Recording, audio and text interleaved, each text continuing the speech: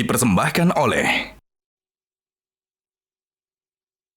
Sampai saat ini kita memahami ada unsur kesucian, ya, bahwa manusia terlahir atas fitrah. Tadi kullu mauludin, seluruh manusia, bukan manusia tertentu, bukan yang lahir di Indonesia atau di Mesir, tapi setiap dan semua. Nah, fitrah itu dikaitkan dengan keimanan, dengan tauhid.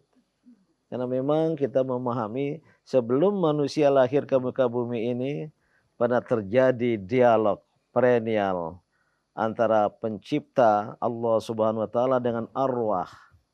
Kita sesungguhnya sudah pernah bersyahadat, memberi kesaksian ketika sang pencipta pada roh sebelum dihembuskan ke dalam jasad, apakah bukan aku ini Tuhanmu? Kita memberi jawaban. Cuma sering lahir ke dunia pura-pura lupa. Inilah fitrah yang sifat hakikinya adalah tauhid, mengesahkan Allah. Walaupun nanti bisa berubah, keluar dari tauhid karena peran dan pengaruh dari orang tua. Nah, ini yang lama di Al-Azhar nih. Iya. Coba tambah. Kalau saya ingin melihat dari sudut pandang bahwasanya sejatinya manusia itu memang pada fitrahnya akan mencari sesuatu esensi ketuhanan. Oke. Perumpamaannya mungkin yang sering kita umpamakan ketika orang di tengah lautan, kemudian tidak ada pertolongan, dia akan memiliki kecenderungan untuk mencari sesuatu tempat di mana dia mencari untuk berlindung. Dan itu alamiah dari manusia. Jadi sejatinya orang akan mencari sesuatu untuk di mana tempat berlindung. Ini kata kuncinya, manusia punya kecenderungan untuk mencari sang pencipta. Nah, ini yang disebut oleh psikologi, ilmu nafs psikologi. Manusia ini punya banyak naluri, insting, yaitu kekuatan yang mendorong dari dalam. Salah satu insting itu disebut dalam bahasa Inggris religious instinct. Al-ghariza li wujudillah, ya, li wujudil khaliq. Ada naluri itu. Maka walaupun dia mengaku tidak bertuhan, ateis, begitu jatuh dari pesawat, keceplos, oh God, oh Gusti, ya Rob, itu alam bawah sadarnya muat. Maka manusia akan terus mencari. Nah, yang kita kaum beriman ini setelah memasuki dan mengikuti Akademi Ramadan, istilah saya ini, harus mencari Tuhan.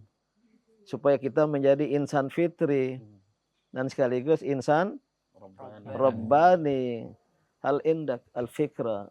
Apakah beliau punya pandangan tentang istilah insan Rabbani? Manusia Tuhani, manusia ilahi. Manusia tapi menampilkan sifat-sifat ilahi.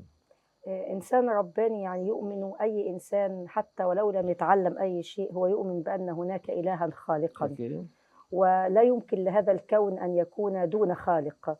فالإنسان عندما يخلقه الله كرمه بالعقل الذي يستطيع أن يؤمن وقلبه أيضا. ولذلك كما تفضلتم عند أي مشكلة يقول يا رب عندما تلقائي بفطرته. يعني فالإنسان الفطري والإنسان الرباني هو ذلك الإنسان الذي يؤمن، ولكن ما الذي يجعله لا يؤمن؟ هو العناد، هو الكفر. فلذلك الإنسان عندما يتعامل بفطرته يؤمن دون أي تعليم أن هناك إلها خالقا لهذا الكون. من الذي أوجد الأشجار، البحار، الأنهار، السماء، الأرض وما فيها من خيرات؟ كل ما في الكون إذا نظر حوله ينطق بأن هناك ربا خالقا. ولذلك القرآن عندما قال وإلهكم إله واحد، لم يأتي بأي مؤكد فيها، لم يؤكد هذا الكلام. ليه؟ لأن هذا الكلام هو كلام الفطرة. ودائما نقول في البلاغة الكلام يؤكد عندما يكون الإنسان متردد أو يكون منكر. ولأن هذه هي الطبيعة وهذه هي الفطرة، لم يأتي بأي مؤكد، لم يقل والله إن إلهكم لإله واحد، لم تأتي الآية هكذا. جاءت صافية لأنها تتعامل مع الفطرة الإنسانية دون تأكيد.